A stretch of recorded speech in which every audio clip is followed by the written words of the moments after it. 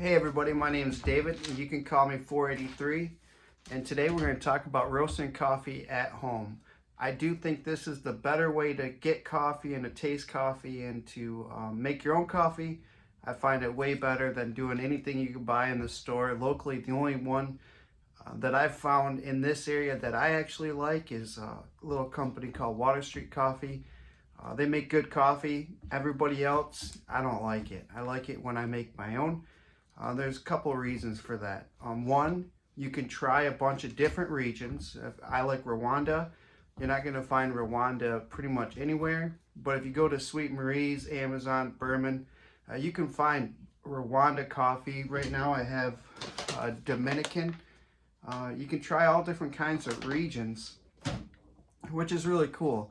Another reason why I like to roast my own coffee is a majority of the places where you buy coffee, they all burn it. They all roast it really dark. I don't like it dark. I like it lighter. I like it like a caramel color.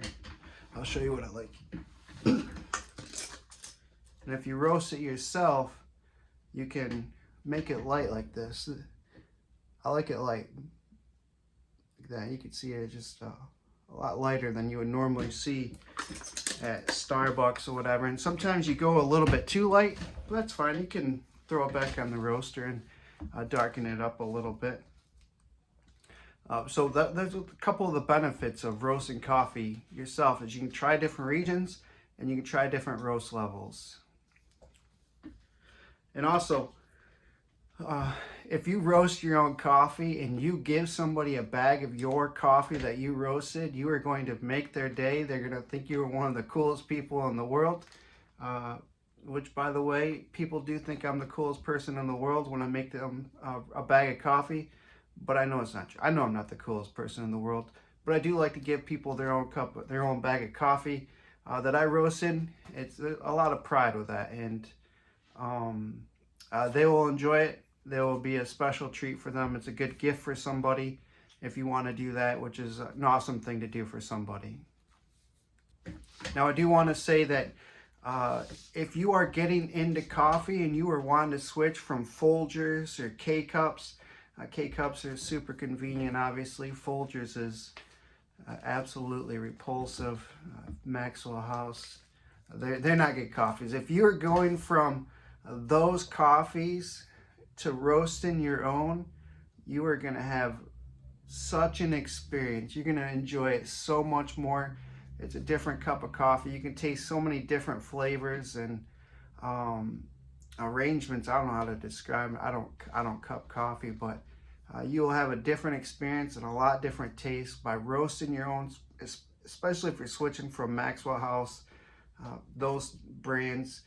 Even Starbucks. Starbucks is, to me, is not a good cup of coffee. Obviously, it's one of the more popular ones out there, but if you can switch from that over to roasting your own where you can get a light roast coffee, you're going to enjoy it so much. You're going to have so much fun. So what is the setup? To roast coffee at home, the setup is simple. A lot of people, if you go searching roasting coffee online, you're going to find these pieces of equipment that they're outrageous, and you just want to start, which is where we all are. We just want to start. We don't want to spend $5,000 on a home coffee roaster. That's ridiculous. We can't do that. Right here I have what I use. It's just a shallow crock pot with a temperature gauge on off switch. It is dirty right now because we just roasted yesterday, but it's a shallow crock pot looking thing with a little impeller, and the impeller rotates back and forth to keep the coffee agitated and even. I fill it up just over the impeller. It's easy. This is like $100, $120 or something like that. I bought it 2-3 years ago, and it works great. This is all you need. So much cheaper and practical, more practical than the $1,000 roasters that you see online that the companies are trying to sell you. They do have a lot of gauges and gimmicks that'll make the coffee roasting better and more consistent, but starting off, we don't need that. We just need something simple like that. That's all you need. If you get this, you will enjoy it for years, and you will make some really good roasts of coffee. And if you give these away as gifts, you're gonna make a lot of people very happy. When you're roasting coffee with this, you definitely want to do it outside. You don't want to do it inside. I do know that from experience. The first couple of times I tried it, I did try it twice. I don't know why I tried it twice, but I did try it twice. The first time, the whole house was filled with coffee smoke, and it lingers for a couple of days. And coffee roasting isn't the best smelling thing in the world. You can definitely, it's definitely a unique smell, and you don't want that hanging out in your house all day for a couple of days, especially with the first the billow smoke. It's pretty smoky. Do it outside. I usually do it, I set it to about 180 to 200 degrees. I play it by ear. I write down what I do.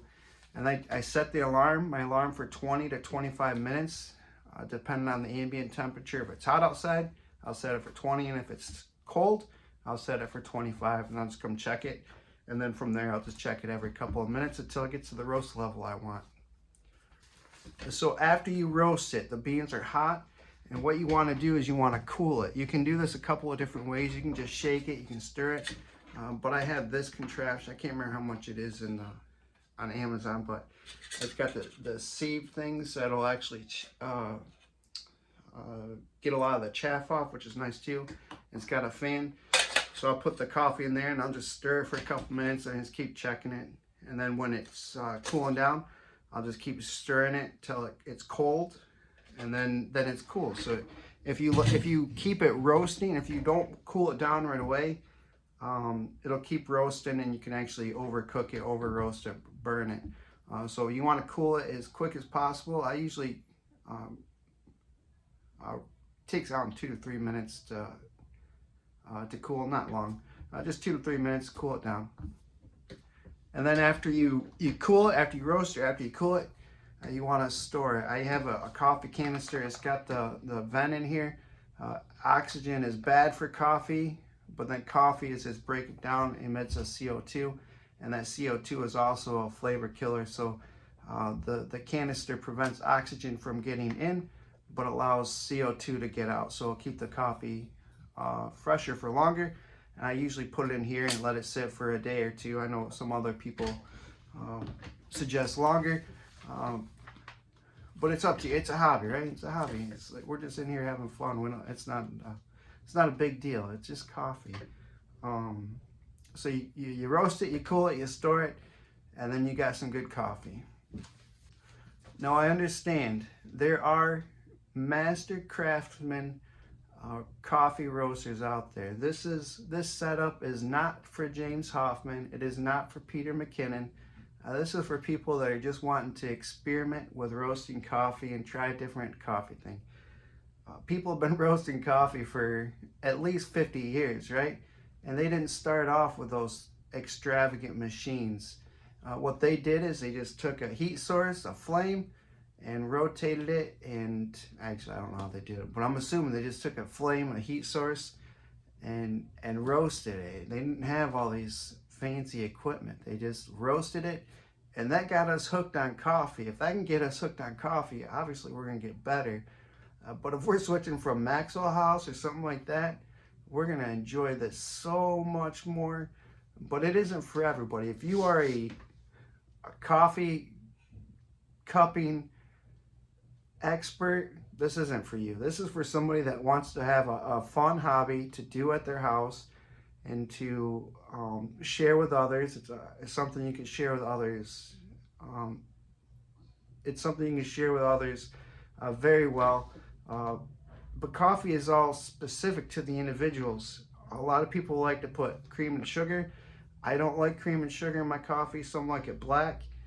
Me, I'll put a drop or two of almond extract in my coffee brewer, and then just a drizzle, just like 3 or 4 grains of salt in my cup, and it's awesome. That's what I like. Coffee is very personal. It's all relative to what each individual wants.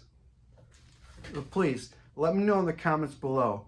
Have you ever thought about roasting coffee at home? And if you do, what were you going to try to get set up? Do you roast coffee already at home? Please let me know in the comments below. I would love to hear from you guys and see how you guys roast your coffee. All right, once again, David, You can call me 483, and we'll see you guys next time.